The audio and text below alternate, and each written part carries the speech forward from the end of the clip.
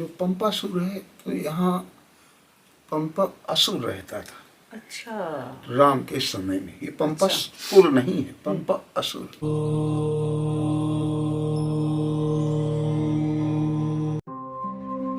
तो मित्रों, आज हम आपको लेकर चल रहे हैं पंपापुर एरिया में। और वैसे यहाँ का असली नाम जो पंपासुर है, लेकिन आजकल इसको पंपापुर के नाम से लोग जानते हैं। तो यहाँ पर जब आप जंगलों के बीचों बीच यहाँ पर चलेंगे तो काफ़ी लंबा रास्ता है। चारों तरफ जंगल, बहुत सारे जंगली जानवर, अजगर, सांप, ये सब तो रहते ही हैं यहाँ पे।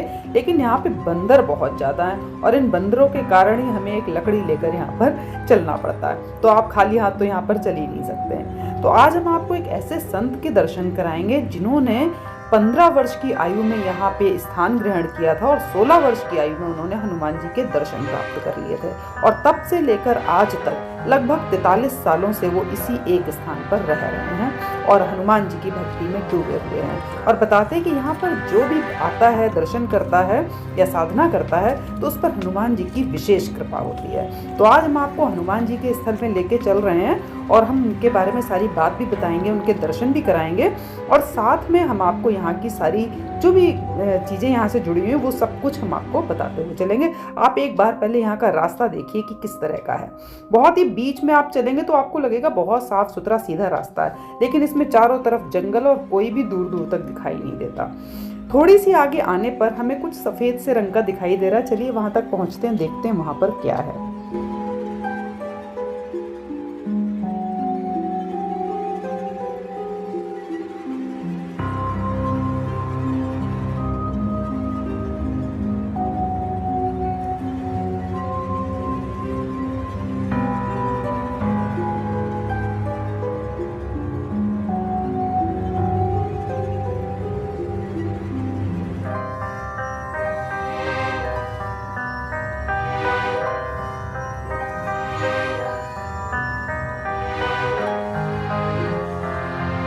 और यहाँ पर ऐसा लग रहा है कि कोई रहता हो, क्योंकि पूरा प्रॉपर घर बना हुआ है, दरवाजे लगे हुए हैं। और राइट साइड में मुझे स्वामी रविदास जी की एक मूर्ति रखी हुई दिखाई दे रही है और इसी के आगे एक छोटा सा और बना हुआ है जहाँ पे हनुमान जी की मूर्ति है।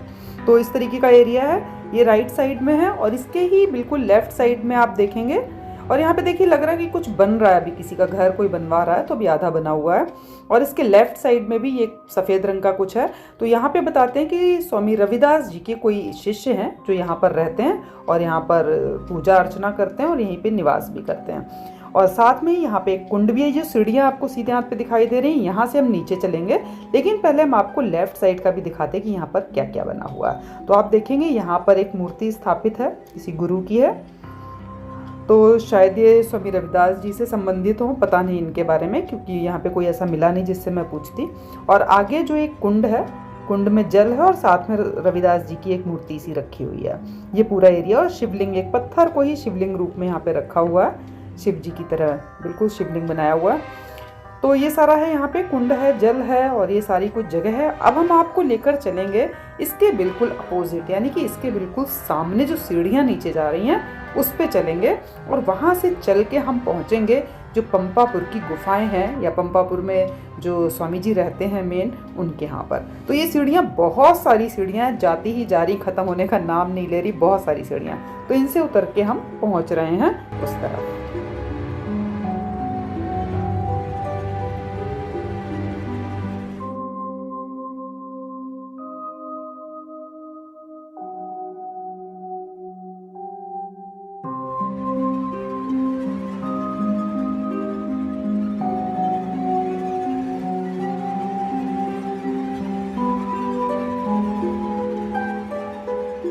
और यहाँ पर आकर सीढ़ियाँ हो रही हैं ख़त्म, और जहाँ पे सीढ़ियाँ एंड हो रही हैं, राइट में मुड़ते ही सामने हमें एक दरवाज़ा दिखाई दे रहा है। तो चलिए वहाँ तक चलते हैं, देखते हैं कि कौन मिल सकता है हमें यहाँ पे। आप देखिए ऊपर कैसा लग रहा है, पूरा जंगल एरिया है ऊपर, और ये बिल्कुल अंदर की तरफ आके बहुत नीचे उतर के, बहुत ही नीचे उतर के तब हमें ये दरवाज़ा दिखाई दिया। तो चलिए देखते हैं यहाँ पे कौन है। प्रणाम महाराज जी। प्रणाम महाराज। यहाँ पे 4 ही क्लिप दिख रहे हैं।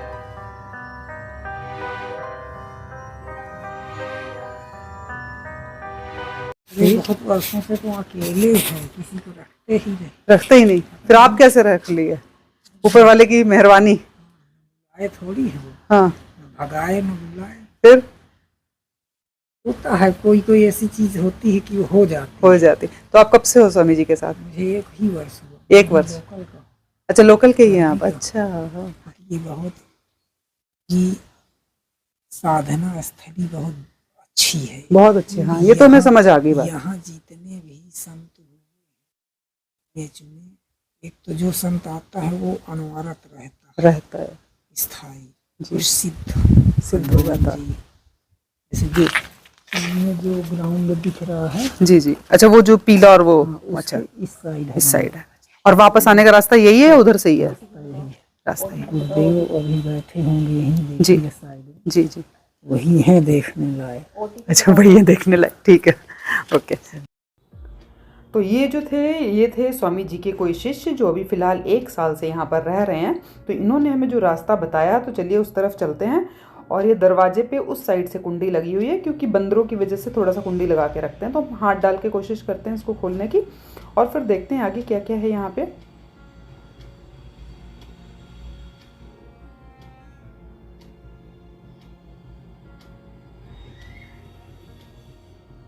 और यहाँ पर देखिए, आगे आते ही हमें 2 रास्ते दिखाई दे रहे हैं। देखिए, वानर जी तो यहाँ पे बैठे ही हुए हैं, चारों तरफ वानर तो हैं ही यहाँ पे, और फिर हनुमान जी का एरिया है तो वानर तो होंगे ही। तो यहाँ पे देखिए 2 रास्ते हैं, एक नीचे सीढ़ियाँ जा रही हैं और एक इस सामने। तो जो सामने है ये गुफा का रास्ता है। तो पहले हम आपको यहाँ पे स्वामी जी की गुफा दिखाते हैं, यानी कि जो यहाँ पे वो रहते हैं और साधना करते हैं वो दिखाते हैं। फिर नीचे उतर के हम आपको मंदिर दिखाएंगे और स्वामी जी से बात कराएंगे। तो पहले हम चल रहे हैं इनकी गुफा के अंदर। तो ये दरवाज़ा खोलते ही उनका एरिया शुरू हो जाता है, जहाँ पे वो खाना वाना खाते हैं, रहते हैं, सोते हैं और पूजा करते हैं। तो ये है उनकी पूरी गुफा। और ये जो गुफा है ये स्वामी रणछोड़ दास जी महाराज के द्वारा बनवाई गई है, और उनके बाद यहाँ पर स्वामी प्रेमदास जी, जो इस समय अभी यहाँ पे रह रहे हैं, वो रहने आए हैं। और स्वामी रणछोड़ दास जी के बारे में बात करें तो देश के 5वें धाम और शक्तिपीठ के रूप में सुविख्यात चित्रकूट में भौतिक विकास और पहचान दिलाने की बात की जाए तो इसका श्रेय निसंदेह रूप में सदगुरु रणछोड़ दास जी महाराज को ही जाता है। महाराष्ट्र प्रांत के रत्नागिरी जिले के निवासी पूज्य बापू जब चित्रकूट की धरती पर आजादी से पहले आए थे तो सबसे पहले वे पंपापुर पहुंचे, और यहाँ पर सदियों से गुफा में स्थापित हनुमान जी को श्री राम जी से मिलाने का माध्यम मानकर तपस्या प्रारंभ की। इसके साथ ही उन्होंने अनुसुईया आश्रम, झूरी नदी के किनारे, मड़फा, कामतगिरी परिक्रमा के साथ साथ अन्य सघन वन प्रस्तरों व पर्वतों की गुफाओं में तपस्या की। सदगुरु तप करने के अलावा पीड़ित मानवता की सेवा के लिए भी देश भर में जाकर सेवा का कार्य करते थे। बिहार में आई आपदा के दौरान बंका में जब वे लोगों को भोजन देने का काम कर रहे थे तो अचानक मफतलाल कंपनी के मालिक अरविंद भाई आए और सेवा करने के लिए पूछा। तो सदगुरु जी ने सहज भाव से कहा कि जो काम दिखाई पड़े कर लो, ये सेवा का काम है, यहाँ कोई आदेश नहीं दिया जाता। अरविंद भाई खाना परोसने की सेवा में लग गए। समय बीतने के साथ साथ अरविंद भाई का रिश्ता सदगुरु के साथ गुरु व शिष्य का हो गया। चित्रकूट में अचानक एक नेत्र रोग से पीड़ित महिला खंबे से टकराकर घायल हो गई। सदगुरु ने उठाया और शिष्यों के माध्यम से उसे अस्पताल में दिखाया। अस्पताल में जब डॉक्टरों ने उन्हें बताया कि महिला अंधी नहीं है, मोतियाबिंद के कारण इसकी नेत्र ज्योति कमजोर हो गई है, अगर इसका ऑपरेशन करा दिया जाए तो ये पुनः देख सकेगी। फिर क्या था, सदगुरु महिला को नेत्र ज्योति दिलाने के प्रण के साथ लग गए। शिष्यों के माध्यम से पहला नेत्रदान यज्ञ वर्ष 1950 में प्रमोद वन की उन कोठरियों में किया गया जो रीवा के महाराज ने पुत्र कामेष्ठ यज्ञ के लिए बनवाई थी। तब की कोठरियों में मुंबई के डॉक्टरों की टीम ने एक ही दिन में 950 ऑपरेशन किए। तारा का पहला ऑपरेशन हुआ और इस नेत्रदान यज्ञ का नाम तारा नेत्रदान यज्ञ हो गया। इस दौरान मुंबई से आए मुख्य चिकित्सक डॉक्टर VS जोवनपुत्रा को चित्रकूट इतना भाया कि उन्होंने सदगुरु से अस्पताल बनाने की विनती की।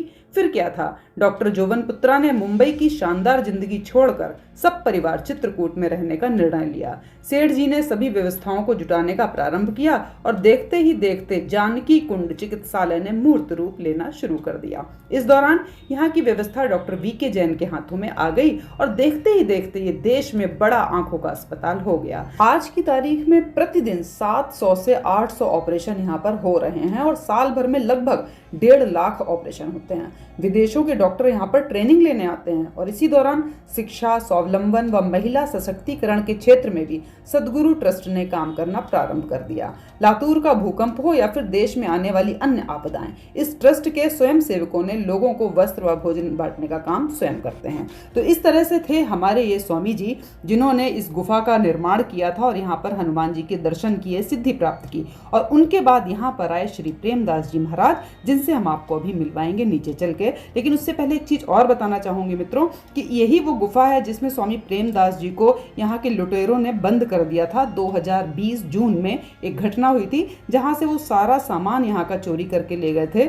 डकैत आए थे, 7 या 8 के करीब थे, मतलब लगभग 1 दर्जन के आसपास के डकैत यहाँ पे आए थे। तो उन्होंने स्वामी जी को इस कमरे में बंद कर दिया था, इस गुफा में बाहर से बंद कर दिया था, और सारा जो भी सामान था, नकदी थी, बर्तन या खाने का सामान, खाने के बर्तन, सब कुछ यहाँ से ले गए थे। जून 2020 की घटना बताई जाती है। तो उसके बाद कहते हैं 1 या 2 दिन बाद स्वामी जी का जब दरवाजा खोला गया तब स्वामी जी यहाँ पे जीवित मिले थे, मतलब उन्हें किसी तरीके की कोई परेशानी नहीं थी, तो वो जीवित अवस्था में ही यहाँ पे मिले थे।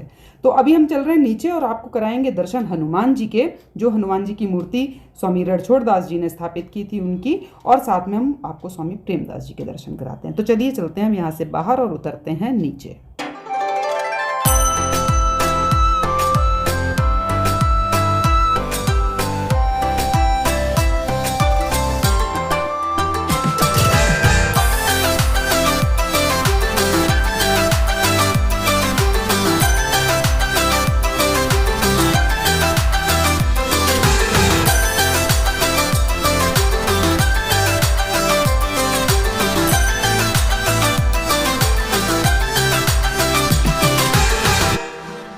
तो ये तीसरा गेट हमें दिखाई दिया, क्योंकि पहला गेट सबसे मेन गेट था, दूसरे गेट के बाद स्वामी जी की गुफा थी, और इस तीसरे गेट के बाद हनुमान जी का मंदिर है।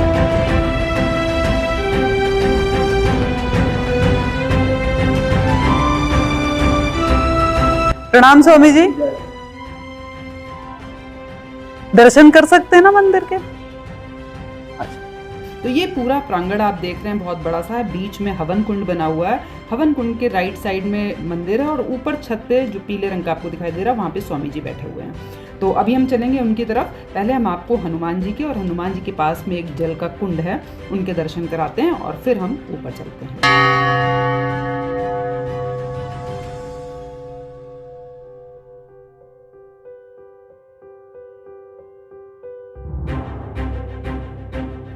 हनुमान जी के बिल्कुल मूर्ति के आगे ही दूसरा आपको दिखाई दे रहा है एक कुंड है जल का, और ये जो कुंड है ये कोटि तीर्थ की तरफ से आ रहा है। तो कोटि तीर्थ में श्री राम जी ने स्वयं वो कुंड बनाया था, उसी का जल यहाँ पर पहुँचता है। तो ये जो जल है ये स्वामी जी यूज़ में लाते हैं, अपने जो भी कार्य करते हैं, खाना बनाते हैं, जो भी करते हैं, तो ये जो जल है इसका उपयोग करते हैं। तो चलिए अब इसका दर्शन करने के बाद हम छत की तरफ चलते हैं और स्वामी जी से मिलते हैं।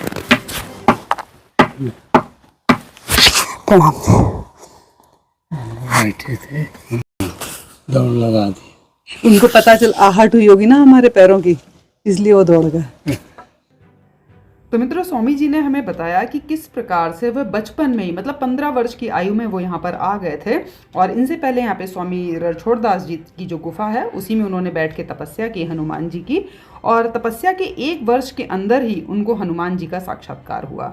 तो इस तरीके से स्वामी जी बचपन से ही हनुमान जी की सिद्धि प्राप्त है, इनको हम ये कह सकते हैं। और आपको मित्रों विश्वास नहीं होगा कि अगर आप आंखों में देखेंगे ना, स्वामी जी की आंखों पे गौर से देखेंगे तो स्वामी जी की पुतलियों में भी हनुमान जी के दर्शन आपको होंगे। इतने सिद्ध पुरुष हैं, लेकिन बहुत ही धीमे बात करते हैं, बहुत ही कम बात करते हैं, और इसलिए हम उनकी आवाज़ क्योंकि बहुत ही धीमी थी तो इसलिए मैं उन्होंने जो भी बताया वो हम आपको वैसे ही बता रहे हैं। तो उन्होंने अपनी सारा बताया यहाँ पे, किस तरह से वो यहाँ पर पहुँचे, कैसे उन्होंने साधना की, किस तरह से उनको 1 साल में हनुमान जी के दर्शन हुए, और वो अपने इसी स्थान पर तब से रुके हुए हैं, कहीं पे भी इधर उधर नहीं जाते हैं। तो ऐसे महान संत को प्रणाम करके हम निकल रहे हैं नीचे, और फिर देखते हैं आगे और क्या क्या है।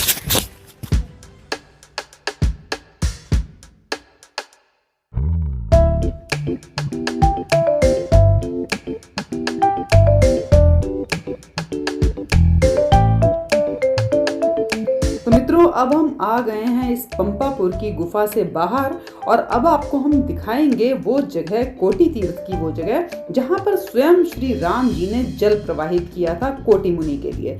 तो वो बहुत ही आध्यात्मिक जगह और बहुत ही दर्शन करके आप ना बहुत खुश हो जाएंगे। तो अगले वीडियो में हम आपको कोटि मुनि के दर्शन कराएंगे, उनकी स्थल के दर्शन कराएंगे और कहाँ पर प्रभु श्री राम ने जल प्रवाहित मतलब जल की धारा निकाली थी वो जगह भी दिखाएंगे, जो कि इसी एरिया के आसपास में आता है। तो मतलब कोटि तीर्थ, पंपापुर, देवांगना ये सब एक ही एरिया है, लेकिन काफ़ी दूर तक फैला हुआ है जंगलों के बीच में, और ये इसकी जो शुरुआत होती है वो कोटि तीर्थ से होती है। तो कल हम आपको इस पूरे जंगल का जो एरिया है जहाँ पे प्रभु श्री राम चित्रकूट छोड़ के वापस जब जा रहे थे आगे की तरफ, तो वो सबसे पहले कोटि तीर्थ में आए थे, फिर पंपापुर में आए थे और फिर देवांगना में आए थे। उसके बाद वो सरभंगा ऋषि, सुतीक्षण ऋषि, इन सब के आश्रमों में गए थे।